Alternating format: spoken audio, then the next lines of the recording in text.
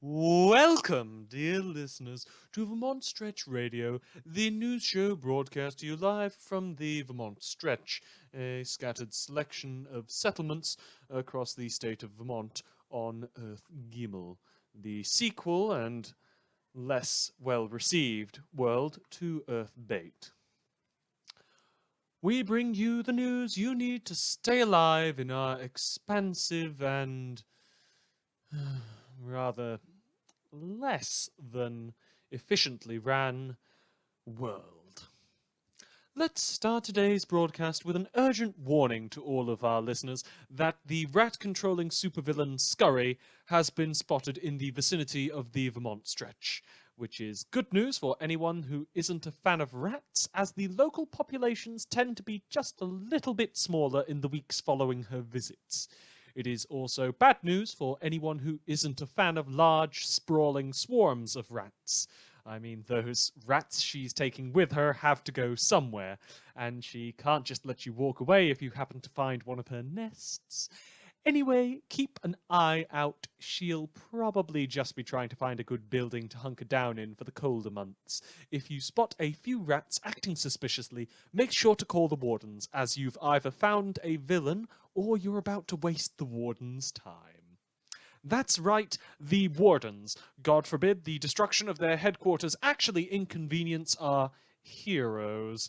We have word that Chevalier, the face of the new protectorate, and a man who would rather build a statue to himself in honor of a lackluster speech he gave than actually have the balls to admit that his precious little protege was the one to save the day. We have word that he's back. Hooray! Let's throw a fucking parade.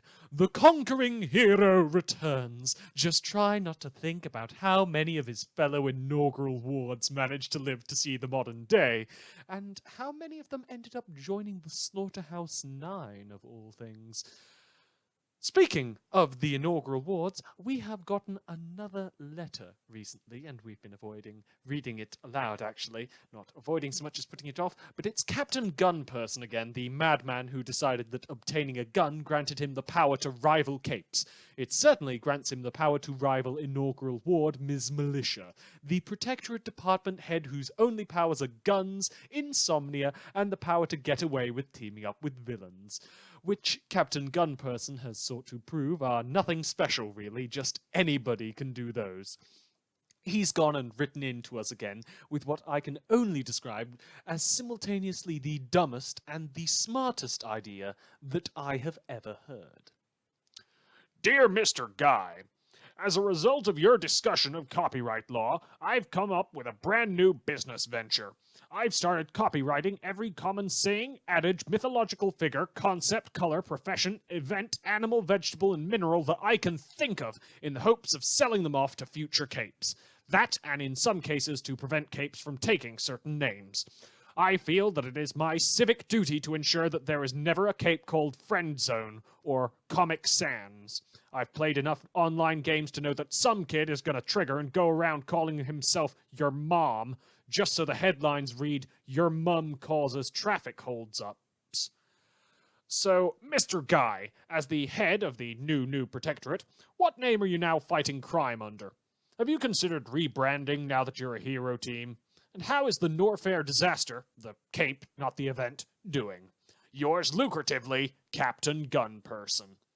Well, first off, Captain Gunperson, have you ever heard of Splatterhorse? You might want to look into them because the last warden to go around after her, well, it took them 3 hours to clean her up off the floor.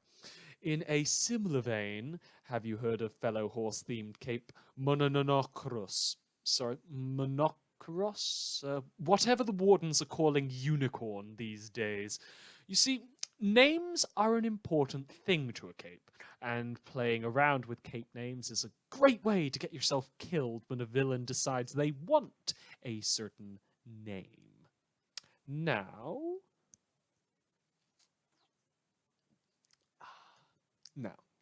No, no, no, no, no, no. Now, as much of a service as you think that you're doing the public keeping your mum off the streets, you should probably think about the capes already out there. There are already headlines like Error in Trial of Error, and sometimes people need jokes like that in order to bring a little bit of levity to the otherwise horrifying stories that plague our media these days. Um, as for the new protectorate, we don't really fight crime too much. It's mostly a joke about the pathetic nature of the new protectorate. Most of the time, we patrol our little corner of the Vermont stretch, I guess. We've not really had that much crime at all in Killington since Well, I can't remember the specific verb for when you cut a man's throat out of the top of my head. No, I just blanking on it, I'm afraid. But there was this mugger a while back, and now people are a little bit wary of robbing, with the fact, of course, that justice seems to be able to get away with going a step too far in punishing them. When I do patrol, though, I prefer to do so under the cape name Pleasant Sort. It's a catchy name. It's a little bit English sounding, and most importantly, it tells people everywhere that I'm a nice guy. Finally, the North Air disaster. The young Miss James is doing just fine, Captain Gunperson, although she's in the megacity at the moment. I'm sure she'll be back anytime soon. Wouldn't really want to leave me unattended for too long.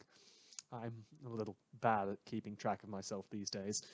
I don't think I was ever really meant to have any filters between thought and action. There's this sort of surety and certainty to everything, and instead of questioning whether I should do something, I spend my time thinking about how I'll do it, how I'll do this thing. And it's not as if anyone else around me ever second guesses me. There's no deliberation, no hesitation, and barely any regrets. I'm more concerned by not regretting it, really, if anything. I do hope that answers your questions, Captain Gunperson. Thank you for writing in today. Right, we've got two more bits of news today, actually. Bit of a slow day, I'm afraid. In tabloid news, there are allegations that the gammon that we've been trading with Earth NAF for is a meat substitute rather than actual meat, and we have rumours of a sighting of former Cape iron sheep, although I am doubtful that they will resurface anytime soon. And in our final news for the night, celebrity news. Rumours spread about the celebrity survivors of the death of Earth Gimel. Robert England is rumoured to have reached Earth Gimel, which is good news to any horror aficionados in our audience. And Rob Zombie has been confirmed dead, which is a bit of a shame, as Living Dead Girl was finally making a move on the charts again after his debut album Hellbilly was recovered from the ruins of Earth Bait. Finally, actress Josefina Villiers has left Earth Gimel, returning to Earth Bait despite the rumours of its radioactivity. That should be all of the news for tonight, actually, listeners, but we got two letters in today, and this last one is a bit of well, it's someone's personal story, and I thought it'd be worth reading. And I like it when I get stories like this. Dear Mr. Guy, since I discovered your show, I have tuned in every time you are on air. Nowadays, it's difficult to find someone in the media who actually has an opinion, like yourself, and that refreshing change of pace immediately made your show my favorite, even if I don't always agree with your conclusions. It's revolting how these dreadful shows like Hardboil are just manipulating everything to give the ignorant masses what they want. Even most revolting is that postulant excuse of a person, Gary Neves, who is one of the reasons for this letter. Mr. Neves has been affirming that parahumans are, just by virtue of being who they are, dangerous, which is the most sickening and vomit-inducing piece of hate speech I have heard in a long time. And worst, there are many who agree with him. I suppose I can only blame it on ignorance, and ignorance is only fought with knowledge, so I would like to share a personal story. The letter then goes on, listeners, to detail the story itself, which is the body of text that I'd prefer that we were taking away, as it's got a bit of a moral, which is interesting, as I'm not normally the sort of person that comes across that, really. I was one of the lucky people who managed to get accommodations fairly early, for no reason other than sheer luck. It was nothing fancy, a small apartment with only the basics. It didn't have a sandbox for my cat, even though I requested one every step of the process. But after 4 weeks in a tent, it was heaven.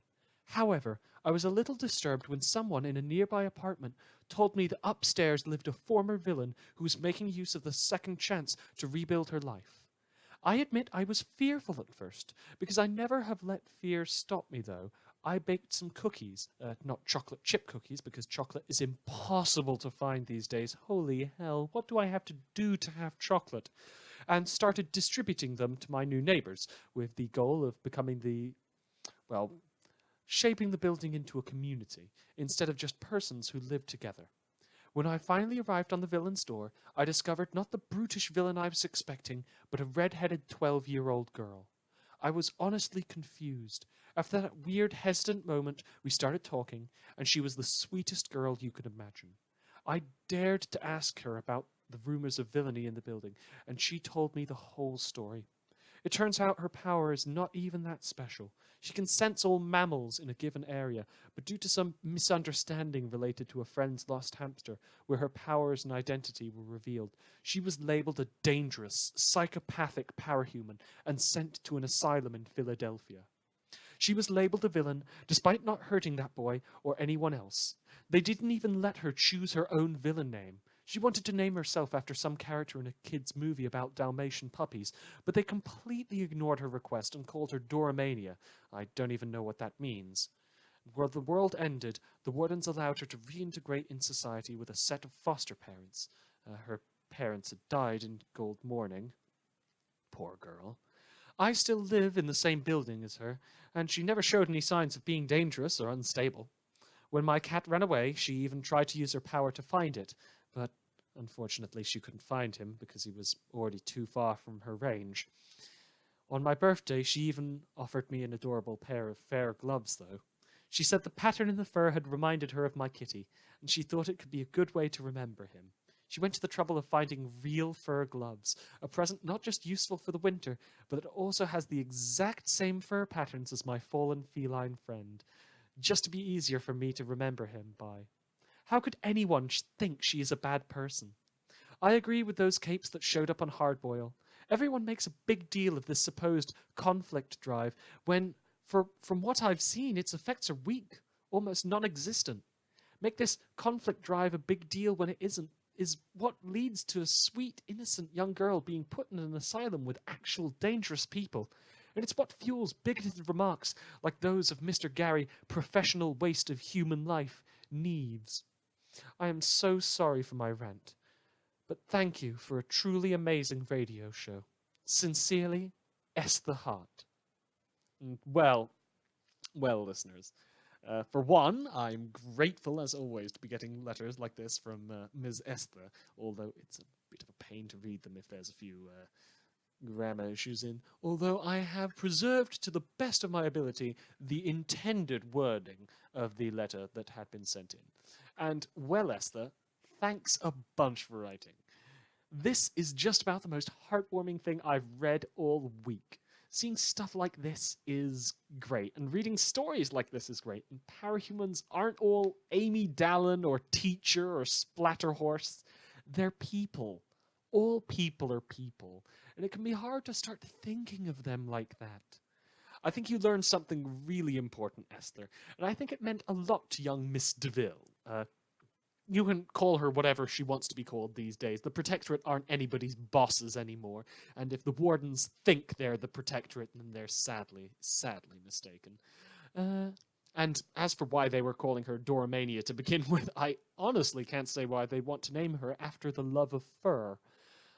Anyway, for the rest of our listeners, whether they be at home or at work, I recommend that you take a page out of Esther's book and give a cape a cookie. Get to know people, because that's really all you need to do for people to be people. Hmm. That's all we have for you this evening. Thanks for tuning in, listeners. And we'll be back with more news in a bit. If you're tuning in, Nora, which you probably are, make sure I'm not getting into any trouble. Be back soon. Have a safe trip. Hope nobody blows up any more portals in the megacity. Preferably. Yeah. Da, da, da, da, da, da, da. La, da, da, da, da, da, da, da. Da, da. This was a fan production for the Parahuman Audio Community Content section. Worm, Ward, and the Parahuman series as a whole are the property of J.C. McRae, alias Wildbow. Go check them out at parahumans.wordpress.com for Worm, or parahumans.net for Ward. And go check the Ward audiobook out at parahumanaudio.com if you're moderately amused by that. Thank you to Kitius for betering this week's script and removing a few of the spelling, punctuation, and grammar issues throughout. Thank you to Rain for hosting us rather graciously and giving me a few pointers on getting started with the podcast, as always. Thank you to Pitta Enigma for making something terrifying and wonderful in this sort of vein a bit back, as part of a little jokey writing duel we got into. And thank you to Babylon Sheep. If they're out there and hearing this, they were a bit of an inspiration when I was getting into the worm community, and their disappearance a while back was rather distressing. Anyway, the settings and whatnot are all Wildbow's work. We're just joking around with it. And if you have any ideas, send in a letter, listeners, as I'll end up reading them on the air if there's nothing much to write a script around at the moment. Entering a bit of a doldrum now that Ward's got caught up into a midst of some action, as a dozen chapters in the same setting don't really provide much to make news around. Yep. Right. That will be all for today's episode, and I am surprised if any of you are still listening by this point. We're getting into about 3 minutes or so of after-episode commentary, and I don't tend to have anything important to say here. Oh well. Bye-see-bye.